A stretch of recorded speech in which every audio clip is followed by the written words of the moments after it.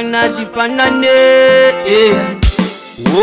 kudhakwa ndodhakwa, ndorohwa nemadrugs ndo atakwa, asi kushumira Mwari andikangamwe zuva nezuva ndinonamata kuti Ishe ndinotenda ini neupenyu tenzi wangu munondipa.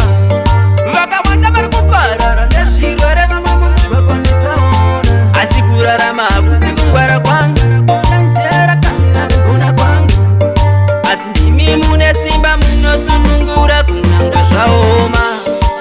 Mwari nditarirei nzira dzoupenyu ndivhurirei, Almighty God show me the way, ndizive kwandobva nekwandoenda. Mwari nditarirei ndivhurirei, Almighty God ndizive kwandobva nekwandoenda, kuti Ishe ndinotenda ini neupenyu tenzi wangu munondipa.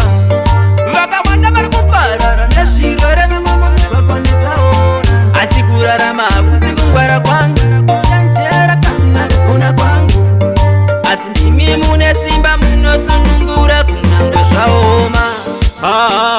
Mukandipa mwenje mondivhenekera, rimarisa ndimedzi sitani kunge bhutsu tinoda kundiyedzi, tora mabhonzo kundipedza simba hongu. Kudhakwa ndodhakwa, ndorohwa nemadrugs ndo atakwa, asi kushumira Mwari andikangamwe zuva nezuva ndinonamata kuti Ishe ndinotenda ini neupenyu tenzi wangu munondipa.